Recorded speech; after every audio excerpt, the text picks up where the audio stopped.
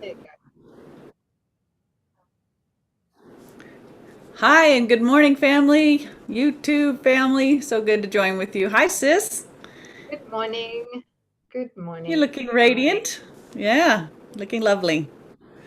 All right, you guys, here we go. We're plowing ahead. Lesson 217, still in the review and the main idea. Sis, I'm really feeling like I know how much you love this lesson and how dear it is, or near and dear to your heart. Do you want to take it? Yeah, thank you. Thanks Yeah. for offering. Yeah, lovely. Yeah. Just So, feels right. yeah, thank you. Hmm. Lesson 217, I am not a body, I am free, for I am still as God created me. Um, and we're reviewing lesson 197. It can be but my gratitude I earn. I prefer to rephrase that to it can be only my gratitude I earn. Okay. Okay? We're kicking the butt out. That's right. No buts in here. All No right. buts. We're taking Okay. the buts out. It can be only my gratitude I earn. Only. Mm. Yeah. And what does that mean? Who What should does that mean? who should give thanks for my salvation but myself? And how but through salvation can I find the self to whom my thanks are due? Speaking about the holy self. Yes. Yeah. I am not a body, I am free, for I am still as God created me. And it's interesting, as we'll see in this lesson, as we unpack it, we're not Hmm. going to write through the whole lesson, but we're going to touch on the highlights of it, hopefully have an experience of what he's speaking about here. Yeah, I'm excited. Experience, right? Hmm. Rather than just intellectual. Um, through this experience, we're going to find that we really are not a body, that we are free, and that we remain exactly as God created us, as purely spirit, as the Holy Self, not And separate from anybody else or God. We are that's it. joined. Yeah. And this dovetails beautifully with yesterday's lesson about it could only be myself that I crucify. Same concept, based on the same truth that there is just one of us. Remember that there's a light in your brother that is literally your identity, and that only the thoughts of bodies would seem to have fragmented and separated what we are as one. So now, we can take a look at lesson 197 and unpack it, and you can see that true gratitude, it's only my own gratitude, because it's the self in my brother, the self in this seeming body. It's the same self as what's the light in my brother. It's one. Okay, so it's bolstering that same idea, that same truth. There's just one here. All right. So flipping over to 197. What do you have for notes, sis? So, yeah, I just want to go through the first paragraph of 197 here. Here is the second step we take to free your mind from the belief in outside force pitted against your own. You make attempts at kindness and forgiveness, he says. Mm-hmm. Make attempts at kindness and forgiveness, yet you turn them to attack again unless you find external gratitude and lavish thanks. Your gifts must be received with honor, lest they be withdrawn. Oh, can we stop Right. there? Yeah, Yeah. thank you. It's so big because let's talk about false gratitude. Just like there's false innocence and there's forgiveness to condemn, this gratitude that we display, excuse me, the gifts that we give in this world. Let's be radically honest. Do you not give to establish specialness? Do you give to get points? Do you give to grow closer to one as opposed to another? Do you always carry the price tag of your gifting or what you had to do in order to give that gift in the back of your mind? Because there's a part of the mind that's ready to pounce depending on the reception that your gift receives. Are they overjoyed, or are they just mildly, they just give you a half smile, right? It's yeah, you've got big outlines on the reception that your gift should receive, and if not, how quickly do you jump into judgment and resentment and you withdraw quickly, right? And it's justified. Look what I did, and look how you're behaving in light of what I just did for you. Anybody recognize that, especially around holiday times or birthdays? Who gets pissed off at somebody if they forget their birthday? Gotcha. How offensive. I mean, there's the specialness right there. Totally. And unfortunately, what that does is while we believe it, that's what we unconsciously believe about God. Yes. Yes, right? So his gifts come with strings attached because our gifting always has strings attached. So we project that onto God. And certainly he's going to withdraw it because we're going to fail and he's going to, kill us, torture us. Yeah, there's a lot of scorekeeping going on. Yeah. Right, if we're to be honest. Yes. So it can be but or only my gratitude I earn. Mm-hmm. So giving thanks, gratitude is giving thanks genuinely from the heart, right? When we see someone happily surprised, really happily surprised, mm-hmm. and genuinely overcome by a real gift, mm-hmm. or a really kind gesture, mm-hmm. how do we feel in that moment? Mm-hmm. when we see somebody that is the recipient of a beautiful gesture, yeah, and we see them burst into tears, mm-hmm. we burst into tears, or at least, tears well up in our own eyes, right? Yes. In that moment. Mm-hmm. Their happiness and gratitude is our own in that moment. In that moment, there are no separate selves. In that, what I would like to say, in that state of grace, as we join with that other, their happiness is our happiness is their happiness. Yes. We're joining them. Right. Our minds are joined in those moments. That's the light of Christ in us that erases the darkness in not just both our minds, but that ripple effect goes out to touch every mind. Yeah? And in that joining, when we join in that feeling, the body falls away in our awareness. Mm. It's not present. We don't have thoughts. We don't have selfish thoughts of self-gratification. Yeah. In those moments. Our heart opens and we go to join with the other person as they're receiving. Right. We receive through their receiving. Yeah. Right. So what you're pointing to, I think it's really good to notice if you go back to the old, the examples that I was giving of when that's fearful giving. It's got fear in it, right? Expectations and judgment. So there's a purification process going on.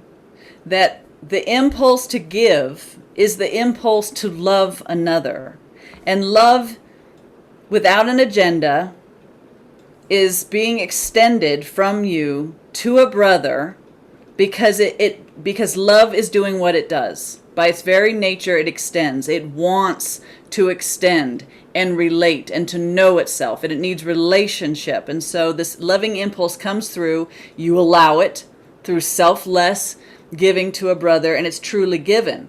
But in that true gift, love is then turned around and reflected back through, remember, the light in us extends out and it's received by the light that's your identity, your true identity in a brother, and shines right back at you. So love is offered, received, and extended back. And this is a fearless state.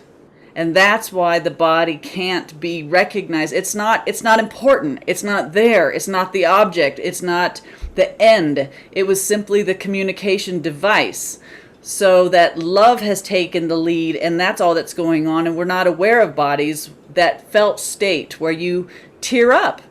You feel union. So I don't know. What do you think, sis? You want to? Absolutely.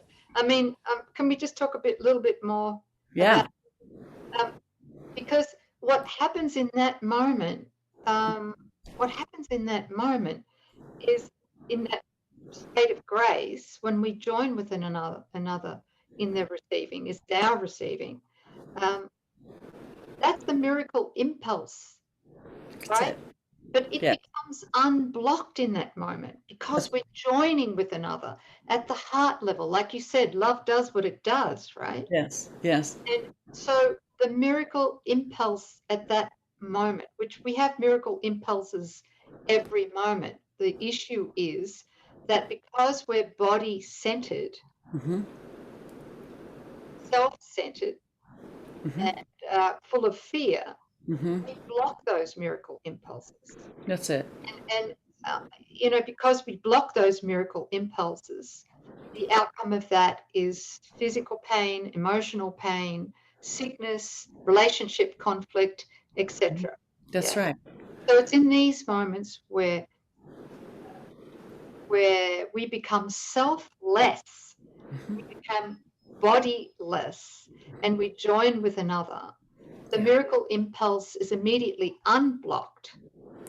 And and in that joining, of course, any concerns that we might have had about the body or about specific problems in the gap that the ego projected, they can be healed Right. in the Yeah. selfless joining. Extension. Yes. And it really needs bearing repeating because I don't think we've talked about this before, but what you just brought up is so key. You know, love is what we are, and love extends by its nature. And when we're not allowing that to happen because we're body centered or we value the body, which is fear, acts as a shunt. It's like taking a pipeline and cinching it or using a pipe wrench and closing it off. And what happens is those miracle impulses literally become backed up and they're distorted. And that's what causes the body to become sick and age and become diseased and to die. So if we're just effortlessly being love, the body would be healthy and perfect and whole until we laid it aside, because that's its function, the only function it can have that won't turn on itself. Everything else that we use for fear is literally what kills the body. So that's great. So letting that loving impulse flow to our brothers liberally. Why? Because that's what we desire and value, and that's what we are. Now, there's going to be a question in the room. What if I wanted to extend lovingly from my heart, but they don't seem to appreciate or even want my gifts? And Jesus, who knows us so well, says to us in paragraph 4, it does not matter if another thinks your gifts unworthy. In his mind, there is a part that joins with yours in thanking you. So remember, behind the brother's body, there's a light that is your identity, and that's what he's talking about. So it doesn't matter if the avatar isn't appreciative of your attempt or desire to extend and join. There's a part in his mind or her mind that knows what you're doing and is grateful, and that is your identity. Love's always grateful in itself, to find it anywhere and everywhere. Yeah. Beautiful, sis. Thank you. Where's your cup of tea? Thanks.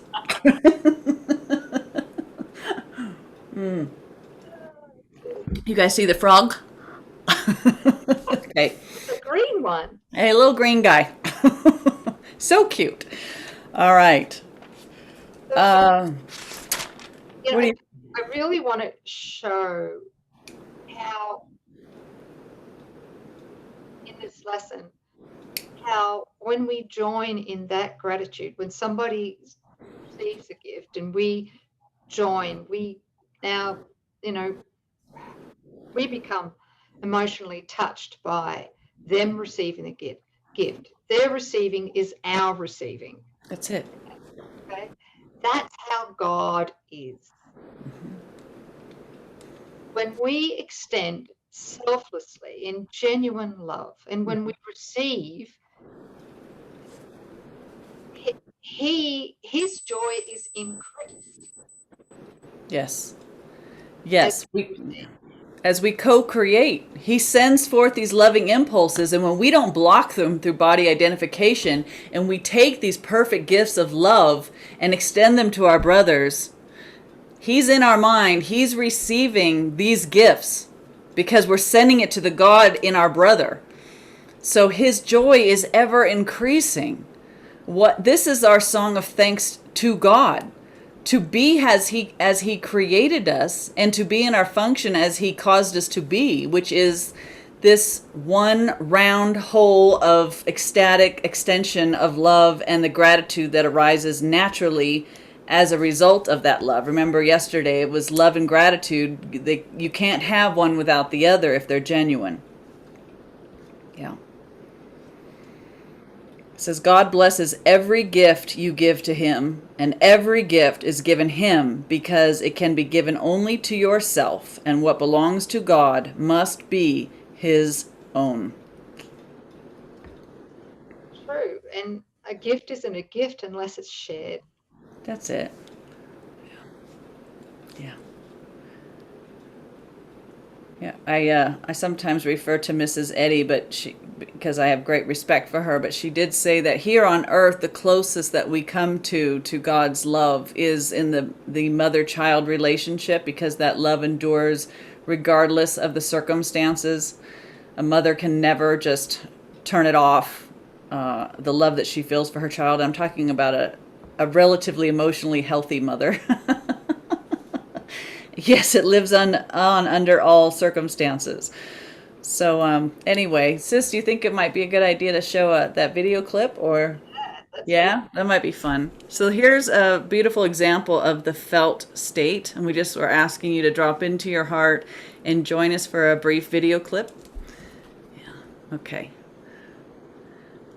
Here we go. Need to explain that this baby is deaf. Yeah, go ahead. Yeah.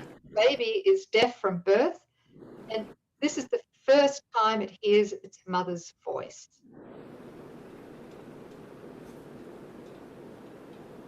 Hello. Hello. I've never seen that face before. Hi. Are you emotional? You're gonna make me cry. Hi. Yeah, are you gonna be emotional like your mama? Yeah. You're so sweet. Yeah. Yeah. Yeah. I love you. I love you. Oh.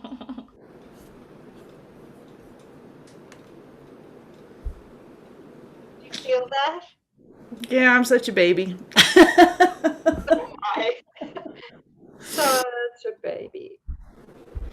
I love you, she said. You could feel the baby really receiving that deeply, that gift. Hearing that the first time, his mom. Yeah. Saying, I love you. And I've often thought about what it would be like. I think I've mentioned this before, but when we see children in strollers or in stores, or a baby being carried over the daddy's shoulder, and you're standing behind there and the baby looks at you, we just we forget the mythical me, and we just we go into contortions and ooey gooey voices, and our eyes get real big, and we're just so innocent. We're right there, and the baby's just looking at us without any filter, and you're looking into the eyes of innocence. The eyes of God are literally like beholding you, and you're just so free in that moment. And then only because of so-called time and past and our conditioning and the fear, just layers and layers of fear that have encrusted upon that precious first innocence that we hide behind. And that's the only reason why we don't meet adults with that same openness and excitement and awe. And I mean, can you imagine Going into a store and just completely gushing over somebody you've never met before, and you just beholding them with the eyes of love. That's possible if we're willing to drop our fear and the ego filter that we've made to protect ourselves from our brothers who are one with us. Yeah, it's really powerful. We all want this because we all know that this is true. Yeah.